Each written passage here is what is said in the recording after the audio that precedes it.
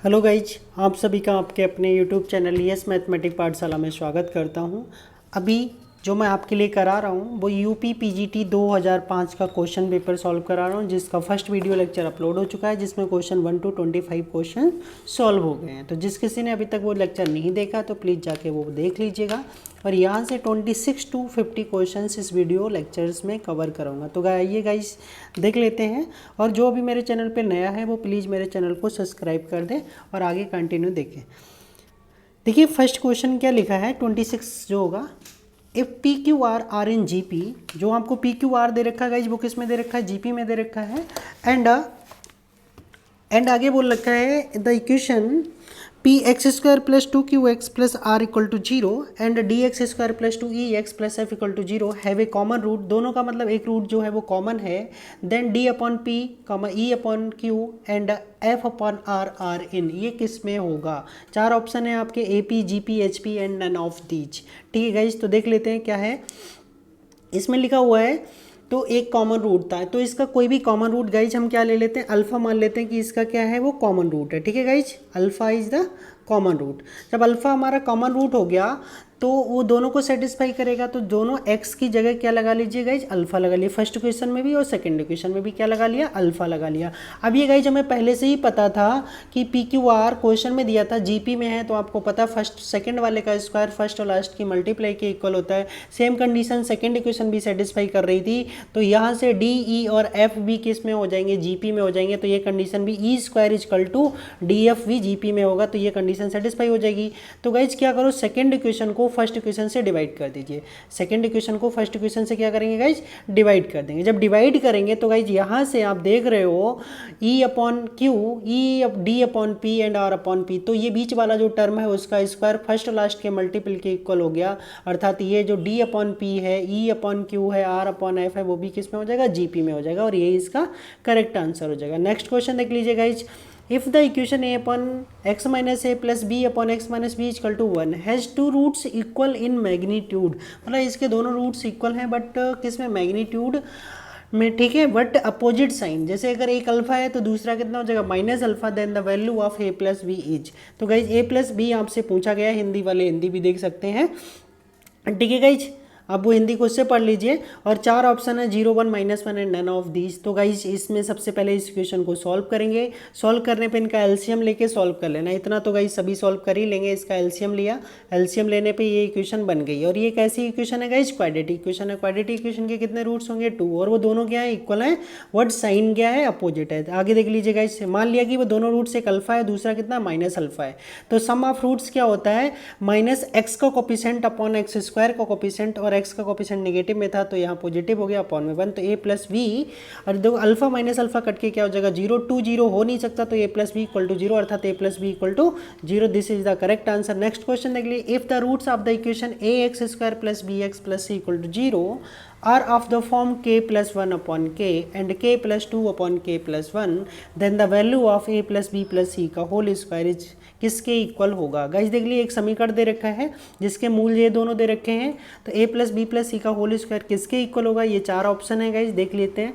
तो guys simply पहले यहाँ पे समझिए, ये कोई हमारी क्वाड्रेटिक इक्वेशन हो गई, इसके रूट्स ये किए और ये हो गए। तो पहले क्या निकाल लेते हैं गाइस, सम ऑफ रूट्स की जगह हम प्रोडक्ट ऑफ रूट निकालते हैं। प्रोडक्ट ऑफ रूट क्या होता है, constant term upon x square का कोफिशिएंट अर्थात सी अपॉन ए, और इधर इन दोनों की क्या कर ली, मल्टीप्लाई कर ली गाइस। ठीक है, के प्लस 1 से के प्लस 1 क्या हो गया गाइस, कैंसिल हो गया।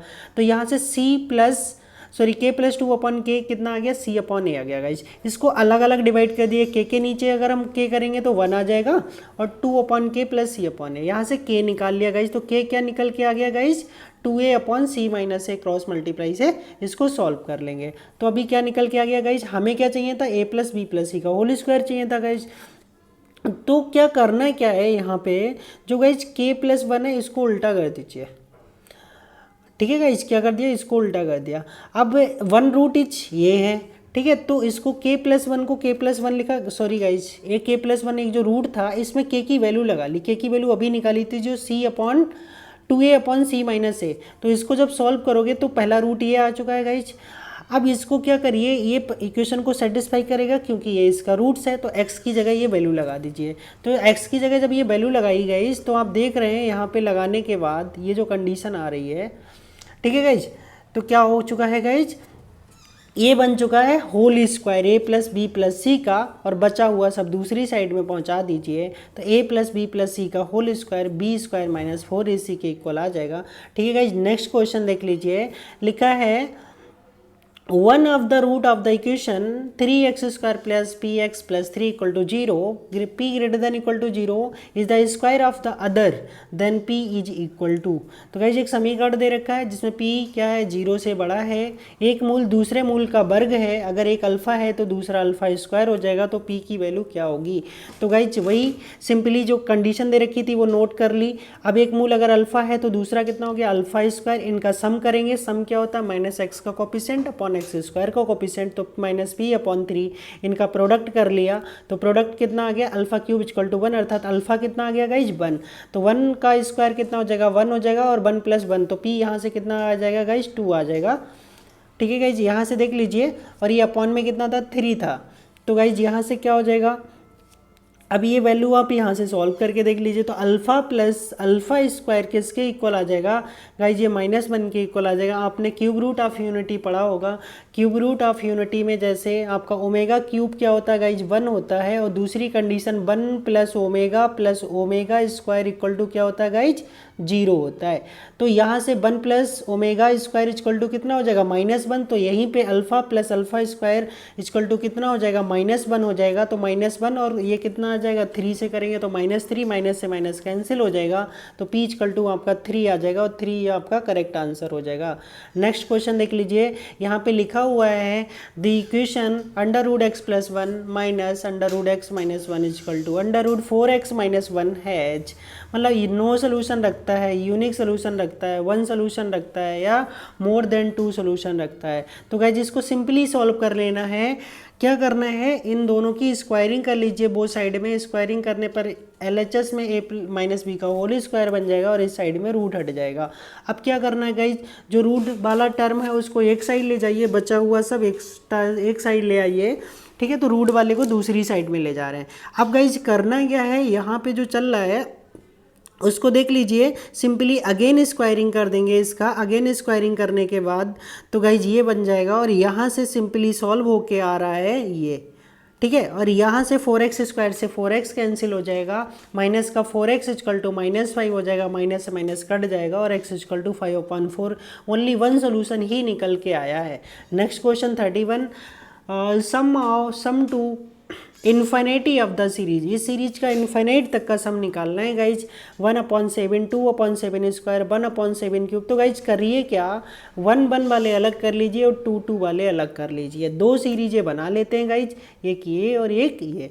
अब ये भी इन्फिनिट सीरीज है, ये भी इन्फिनिट सीरीज है, और इन्फिनिट के साथ साथ में कौन सी इन्फिनिट GP सीरीज है, तो इसके इन्फिनिट टर्म का फॉर्मूला लगा लेंगे, S इन्फिनिट इक्वल टू क्या होता है गाइज, a/1 - r होता है यहाँ पे रेशियो, ठीक है, कॉमन रेशियो होता है, और ये जो होता है ए आपका फर्स्ट टर्म होता है, तो यहाँ से फर्स्ट टर्म 1/7 हो जाएगा, और सेकंड का 2/7 का स्क्वायर हो जाएगा, और आर भी इनका यही आ जाएगा। जब इनको सॉल्व करेंगे तो गाइस सॉल्व कर लेंगे, 3/16 आ जाएगा। Question number 32, the ratio of the coefficient of x की पावर 15 का जो कोफिशिएंट आएगा एंड द कांस्टेंट टर्म। आप गाइस समझते हैं कांस्टेंट टर्म में जो x होता है वो इक्वल टू किसके होता है, x की पावर क्या होती है, x की पावर ही नहीं होती, अर्थात x की पावर क्या होती है 0। तो हमें क्या निकालना है, x की पावर 0 का कोफिशिएंट निकालना है, या फ्री फ्रॉम x वाला टर्म निकालना है जिसमें x नहीं होगा, अर्थात कांस्टेंट टर्म निकालना है।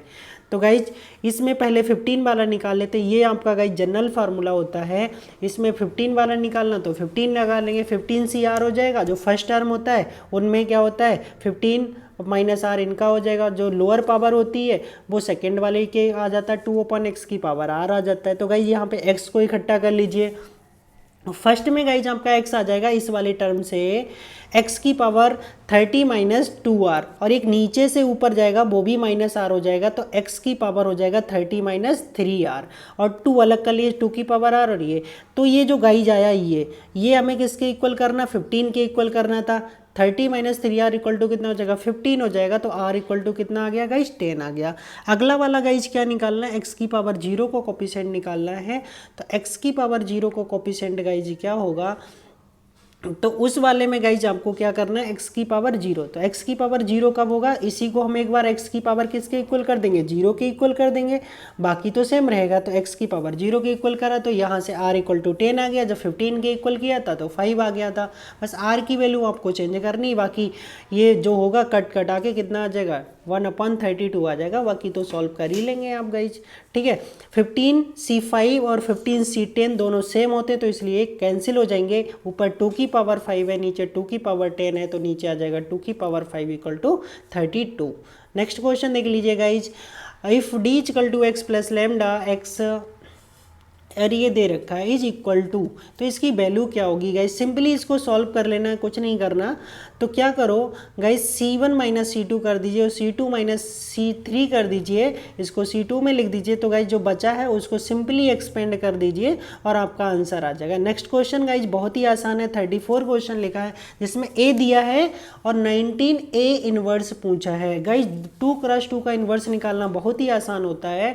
तो 2 क्रॉस 2 का इनवर्स कैसे निकालते हैं गाइज, आपको पता है, ए इनवर्स निकालने के लिए adjoint A upon mod A determinant of A होता है। तो गाइज जो आपका यहाँ पे लिखा हुआ इस चीज़ को देखिए गाइज, इसको मैं बताना चाहता हूँ, जो ये होता है ये वाला तो गाइज क्या करते हैं इंटरचेंज कर देते हैं, अर्थात ये इसकी जगह आ जाएगा और ये इसकी जगह।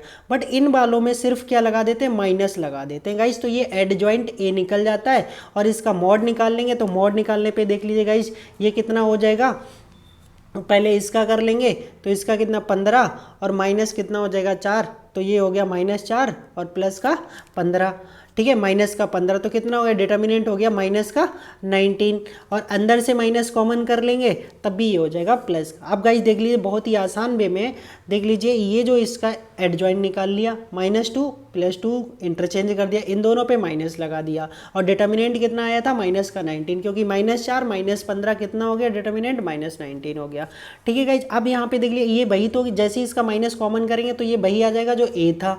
तो a inverse equal to a upon 19, a इधर चला जाएगा तो 19 a इनवर्स इक्वल टू कितना आ जाएगा, a आ जाएगा, ठीक है गाइज। अगला क्वेश्चन देख लीजिए, the value of R1 to n NPR upon factorial R is equal to. Guys एक चीज़ मैं आपको इसमें बता दूं, इसमें जो फार्मूला होता है ना वो ये होता है, अब ये दिया हुआ है, इधर ये दिया हुआ है गाइस। जब हम r इक्वल टू 1 रखेंगे और ये जो फार्मूला होता है वो सिंपली किसके इक्वल बन जाता है, NPR अपॉन फैक्टोरियल R जो होता है वो NCR के इक्वल होता है। और NCR में R1 to n रखेंगे तो आपको ये मिलेगा NC1 से लेके NCn तक मिल जाएगा गाइज। जबकि ये NC0 से स्टार्ट हो तो ये वैल्यू होती है 2 की पावर n और NC0 की वैल्यू होती है 1 नहीं था गाइज, तो वो इधर आके क्या हो जाएगा माइनस, तो 2 की पावर n माइनस क्या हो जाएगा 1 हो जाएगा। अगला क्वेश्चन देख लिए, let Tn denote the number of the triangles which can be formed the vertices of a regular polygon of n sides if Tn plus 1 minus Tn equal to 21। मतलब Tn जो है वो हमारे ट्रेंगल्स की संख्या को डिनोट करते हैं, आपको पता है गाइज। अब इसमें नंबर ऑफ वर्टिसेस, मतलब एक पॉलीगॉन दे रखा है तो पॉलीगॉन कितना n साइड्स का है, आपको पता है कि n साइड्स के पॉलीगॉन, एक मतलब जितना पॉलीगॉन होता है उसके 3 वर्टिसेस को मिलाने के बाद जो क्वेश्चन बनता है वो क्या हो जाता है गाइज,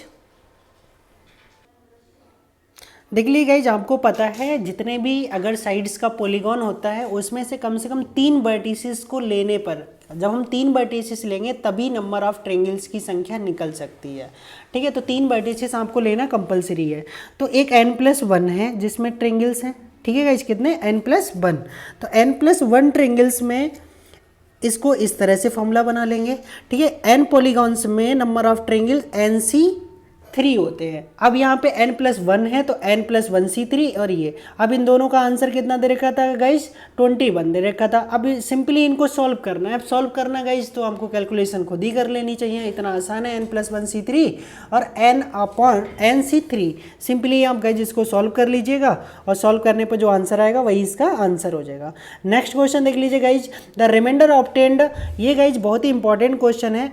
अगर आपको रिमाइंडर नहीं निकालना आ रहा है तो गाइज मेरी नंबर सिस्टम जो वीडियो चल रहा है कॉम्पिटिटिव मैथ में, उसमें आप रिमाइंडर्स का वीडियो देख सकते हैं, क्योंकि रिमाइंडर्स का क्वेश्चन एक टीजीटी और पीजीटी में ज़रूर पूछा जाता है। तो जिस किसी को रिमाइंडर्स में प्रॉब्लम आती है तो वो मेरा ठीक है नंबर सिस्टम में जाके वीडियो को देख सकता है। ठीक है, फाइंड द रिमाइंडर, रिमाइंडर को कैसे फाइंड किया जाता है। ठीक है गाइज, अब आपको यहाँ पे क्या दे रखा है, फैक्टोरियल 1 टू फैक्टोरियल 95 दे रखा है और आपसे 15 से डिवाइड करना है। उसके बाद आपसे पूछ रहा है गाइज कि आपका रिमाइंडर क्या आएगा। तो गाइज मैं आपको बता दूं, तो जो 5 होता है कहाँ से होता है 5, फैक्टोरियल 5 की वैल्यू होती है गाइज 75 और 75 के अपॉन में जब 15 करोगे तो 15 5 जा 75।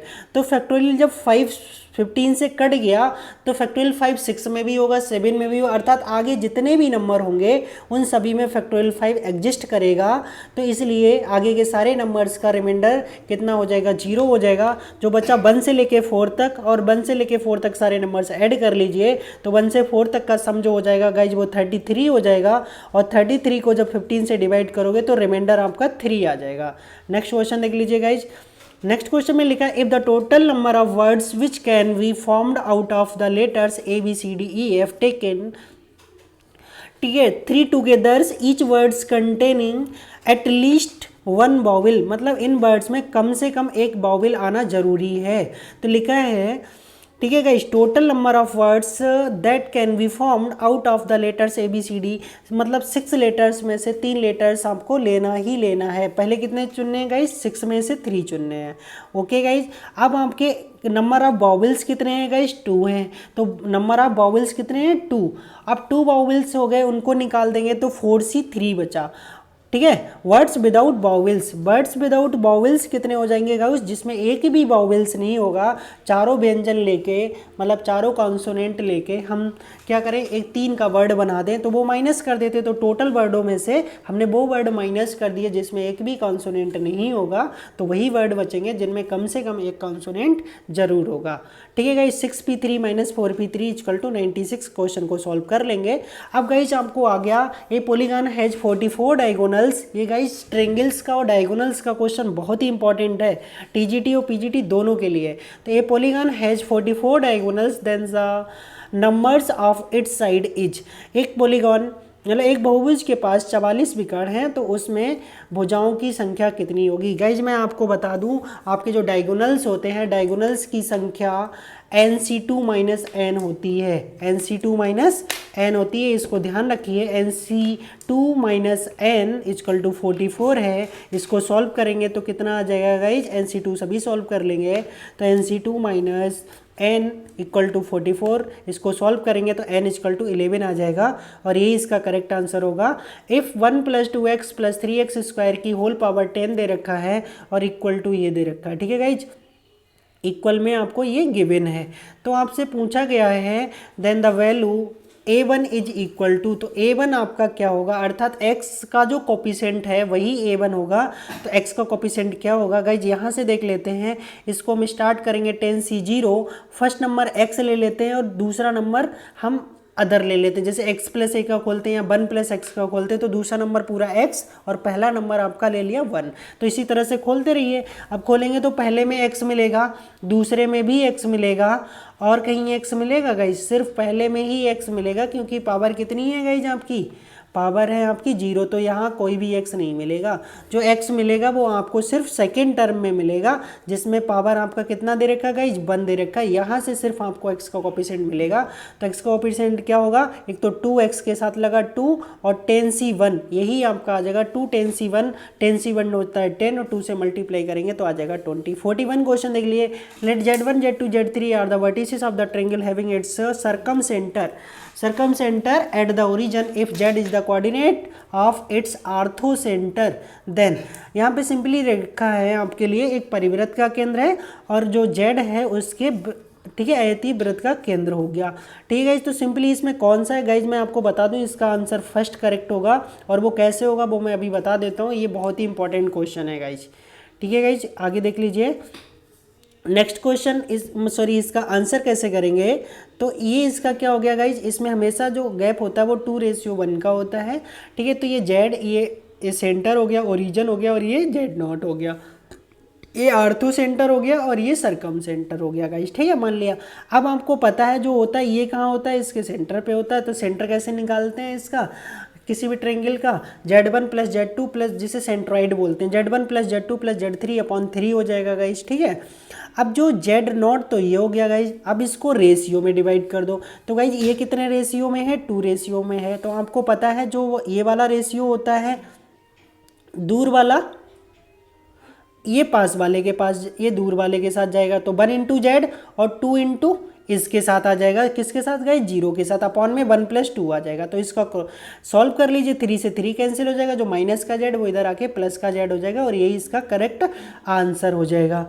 42 if in a group G order of A is equal to M and order of V is equal to N, A comma V belongs to G, then which the following statement is correct। अब आपका लिखा order of A B M, बिल्कुल नहीं हो सकता। order of A B is equal to N, क्योंकि single single के order के इक्वल नहीं हो सकता गाइज। और A B is equal to कितना हो जाएगा, MN हो जाएगा, एंड नन ऑफ दिस। तो गाइज आपका जो क्वेश्चन लिखा है, if M and N are prime, अगर M N प्राइम है, M और N प्राइम है, तो गाइज क्या हो जाता है, M N प्राइम होते हैं तब इनका जो नंबर होता है वो ऑर्डर दोनों का, A B का ऑर्डर M × N होता है। बट यहाँ पे ऐसा नहीं बोला गया कि A B कैसे हैं आपके, ए बी आपके जो दे रखे वो प्राइम नहीं दे रखे, तो इसलिए इसका आंसर होगा नन ऑफ दी, जिनमें से कोई नहीं। नेक्स्ट क्वेश्चन 43 देख लीजिए, आसान क्वेश्चन दे रखा है, x = 4 की power n - 3 n - 1, n belongs to natural number, and y = 9 - n - 1, n belongs to natural, then which of the following is correct. x = y, x is the subset of y, y is the subset of x, and none of these. तो guys simply इसमें क्या करिए कि x का set बनाने के लिए n 1 से रखना स्टार्ट कर दीजिए, और ऐसे y। अब गाइज आप देखिए ये x बन गया, ये y, सिंपली क्या करना है, इसमें 1 से रखना स्टार्ट करना है, इसमें भी 1 से रखना है, ठीक है गाइज। जब रखेंगे तो पहला नंबर 0 0 9 45, तो हम देख रहे हैं कि x के सारे नंबर किसके अंदर मिल रहे हैं, y के नंबर, तो x is the subset of y। अगला question, if t is a linear transformation on v, अभी आप गए जो फर्स्ट था उसमें भी आपके लीनियर अलजेब्रा के 4 क्वेश्चन आए थे, अभी इसमें भी चल रहा है। तो लीनियर अलजेब्रा से कम गाइज अगर आप कम से कम 5 या 6 क्वेश्चन पूछे जाते हैं, और अगर मैट्रिक्स को भी कंबाइन कर दें तो 10 से 12 क्वेश्चन आपके बन जाते हैं लीनियर एंड मैट्रिक्स से, ठीक है गाइज। तो देख लीजिए इसको, सिंपली दे रखा t = 3a - a - b and 2a + b + c, ये जो मैपिंग हो रही है वो v3 से, ठीक है गाइज। अब ये लिखा हुआ है सिंपली, ये 4 ऑप्शन दे रखे हैं गाइज, तो कौन सा करेक्ट होगा कौन सा नहीं होगा तो अभी ऐसे नहीं पता चलेगा। तो सिंपली पहले हम इसको क्या करेंगे गाइज, सॉल्व करेंगे। तो हम ऑप्शन बी से चेक कर लेते हैं, किससे कर लेते हैं गाइज, बी से। तो 3a = क्या ले लिया, p, यहाँ से देख लीजिए गाइज, ऑप्शन बी यही तो हो जाएगा, ये वाला। तो गाइज a = कितना हो गया, p = कितना हो गया गाइज, 3a हो गया, और ये हो गया, ये यहाँ पे हो गया। तो ये तीनों ऑप्शन हमने कहाँ से उठा लिए गाइज, ये आपका उठा लिया क्वेश्चन नंबर सेकेंड से, ठीक है। If t is a linear transformation on v3, then ये फार्मूला सिंपल हो गया। तो t = p q r, अर्थात जो ये तीनों नंबर हैं वो हमने p के, q के और r के इक्वल ले लिया है, ठीक है गाइज। अभी इन्होंने ऑप्शन करेक्ट बताया, बट अभी हम चेक करते हैं, अभी उसके अकॉर्डिंग नहीं लिया है, बस सिंपली ले लिया फर्स्ट नंबर a, p, ये b और ये c, क्योंकि ये इस तरह से इसको डिनोट किया गया है, ठीक है गाइज। अब a = p/3 आ जाएगा, b = p/, ठीक है। तो ए बी सी की इन तीनों इक्वेशन की हेल्प से ए बी सी की वैल्यू निकालना in term of P Q are, जो भी निकल के आएंगी भाई आपका इसका क्या हो जाएगा, इन्वर्स हो जाएगा simply. Which of the following statement is correct. तो गाइज एक बार मैं बता दूं, आपका लिखा order is the subset of a subgroup is always divide the order of group. Second, cyclic group have no subgroup. And next, order of coset always divide the order of group. And fourth लिखा है order of an element of a group never divides the order of the group. पहले guys आप ये देख लीजिए, आपसे question में क्या पूछा गया, कौन सा करेक्ट है। तो पहला दे रखा order of the subset, order of the subset always divide the order of the group. ऐसा जरूरी नहीं है कि हमेशा सबसेट का जो ऑर्डर होता है वो ग्रुप को ऑर्डर को डिवाइड करे। Cyclic group have no subgroup, गलत हो गया ये भी। थर्ड है आपका order of a coset always divide the order of the group. जी गाइज बिल्कुल करेक्ट है कि हमेशा जो कोसेट्स का ऑर्डर होता है वो हमेशा ग्रुप के ऑर्डर को क्या करता है, डिवाइड करता है। और ये फोर्थ वाला आपका रॉन्ग हो जाएगा। अगला क्वेश्चन 46 देख लीजिए गाइज, इसमें आपको ओनली क्या निकालना है, what is the rank of A. तो गाइज सिंपली रैंक निकालना है। तो रैंक निकालने के लिए आपको क्या करना है, या तो इक्विवेलेंट फॉर्म में चेंज कर लीजिए, या इसके जितने भी माइनर्स बन सकते हैं वो बना लीजिए, ठीक है, या इसको सिंपली इस तरह से सॉल्व कर लीजिए। तो सॉल्व करने पे 2 रो क्या बन गई, इसकी 0 बन गई। तो कितनी नॉन जीरो रो है, ओनली 1। तो इसकी रैंक भी कितनी हो गई, rank of A equal to 1 हो गया, ठीक है गाइज। जितना ज़्यादा से ज़्यादा 0 बन सकता बना लीजिए। 47 फाइंड द ए इनवर्स निकालना है, और ए इनवर्स के बाद उसका डिटर्मिनेंट निकालना है गाइज। तो ए इनवर्स तो आप निकाल ही लेंगे गाइज, क्योंकि ये बहुत कोई टफ नहीं होता। ए इनवर्स तो आप शुरू से ही निकालते आए होंगे। तो ए इनवर्स के लिए हमें क्या चाहिए, इसका डिटर्मिनेंट निकाल लिया, फिर इसका एडजॉइंट निकाल लिया। एडजॉइंट को इसके डिटर्मिनेंट से डिवाइड कर देंगे तो क्या निकल जाएगा गाइज, ए इनवर्स निकल जाएगा। जो ए इनवर्स निकल के आया उसका फिर से डिटर्मिनेंट निकाल दीजिए, वही इसका करेक्ट आंसर हो जाएगा। 48 क्वेश्चन देख लीजिए गाइज। 48 क्वेश्चन में थोड़ा कॉम्प्लिकेटेड क्वेश्चन लिखा है। 1/√27 की power -2 log 13 base 5 upon 2 log 9 base 5, और इसका होल लिखा है 1/2। Then find the value of K. तो गाइज करना क्या है, सिंपली इसको अभी कुछ नहीं किया है, बल्कि सिंपली इसको इस तरह से लिख दिया है, ठीक है गाइज। अब इसको आगे क्या कर सकते हैं, आगे इसको इस तरह से कर सकते हैं। देखो दोनों का बेस क्या है गाइज, सेम है। तो बेस क्या हो जाएगा, बेस से बेस क्या होता है गाइज, कट जाता है, और जो नीचे वाला होता है वो नीचे आ जाता है, ऊपर वाला ऊपर आ जाता है। तो इस तरह से हम इसको लिख देंगे। और जो पावर होती है गाइज वो आपको पता है वो क्या होती है, पावर के ऊपर पावर होती है तो मल्टीप्लाई हो जाएगी। 2 से 1/2 की होगी तो 1, बाकी इसके आगे आ गया, ठीक है गाइज। इतना समझ में आ गया होगा। अब गाइज इसको आगे क्या करना है, ऊपर कितना लिखा था गाइज, अब इसी को अंदर तक ऑपरेट कर दो। अंदर ऑपरेट करने के लिए गाइज क्या करेंगे, जो ऊपर दे रखा है हमारा कितना है, ये इसको उल्टा कर लिया। किसको उल्टा कर लिया, इसको उल्टा कर दिया। तो गाइज यहाँ से अब क्या करेंगे, ये जो आया है निकल के, ये जो पावर दे रखी थी इसकी, ये वाली, ठीक है, 3 की पावर -3/2, और जो ऊपर दे रखा है ना गाइज, जिसको भी हमने क्या कर दिया, 3 में ही कन्वर्ट कर लिया। ऊपर लिखा था 1/2, तो यहाँ पे 13 उल्टा कर दिया, और इसका एलसीएम लेके ये बना लिया गाइज। 2 और 2 मिलके कितना बना देगा, 4 बना देगा। पहले 1 से मल्टीप्लाई किया तो ये वाला निकल गया, फिर दूसरे से मल्टीप्लाई किया तो ये वाला आ जाएगा। अब इसके साथ इसको और नीचे कर दीजिए, क्योंकि ये कितने का स्क्वायर होता है, 3 की पावर 4 होता है, पावर से फिर आगे आ गई, तो ये हो गया 3 की पावर 16। और सॉल्व करेंगे, आपको पता जो बेस होता है अगर उसी की पावर में लिखा होता तो केवल ऊपर वाला नंबर बचता है, और ये वाला नंबर बचेगा, क्योंकि जो सेम बेस है वही लॉग का भी बेस है, ठीक है गाइज। तो ये आ जाएगा आपका करेक्ट आंसर। नेक्स्ट क्वेश्चन देख लीजिए। The value of the theta lying between theta equal to 0 and π/2 satisfying the equation. ये आपको इक्वेशन दे रखा है, इसको सेटिस्फाई करेगा। तो सिंपली तीनों को ऐड कर दिया, C1 में लिख दिया, ठीक है गाइज। फिर हमने C1 से C2 को माइनस कर दिया, फिर लिख दिया। तो ये सिंपली सॉल्व कर सकते हैं गाइज, इसमें कोई टफ है नहीं। और सिंपली जब सॉल्व करेंगे तो 4 थीटा इक्वल टू 7π/6 आ जाएगा, और थीटा इक्वल टू आ जाएगा 7π/24। नेक्स्ट क्वेश्चन देख लीजिए guys.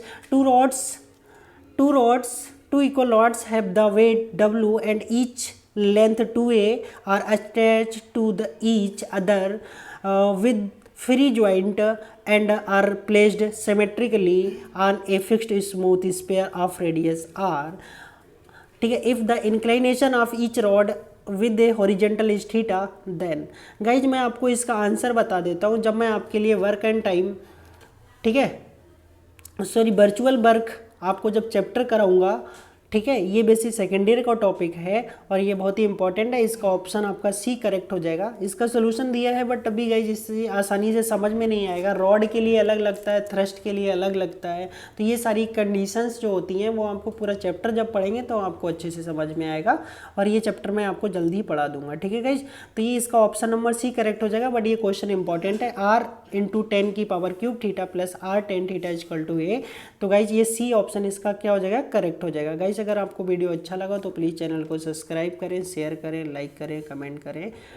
So guys thank you for watching this video. और किसी को अगर, ठीक है, अगर इसका पीडीएफ चाहिए तो इसका लिंक इस वीडियो के डिस्क्रिप्शन में मेरे टेलीग्राम ग्रुप का लिंक दे रखा होगा, तो वहाँ पे इन सभी का पीडीएफ आपको मिल जाएगा गाइज, ठीक है।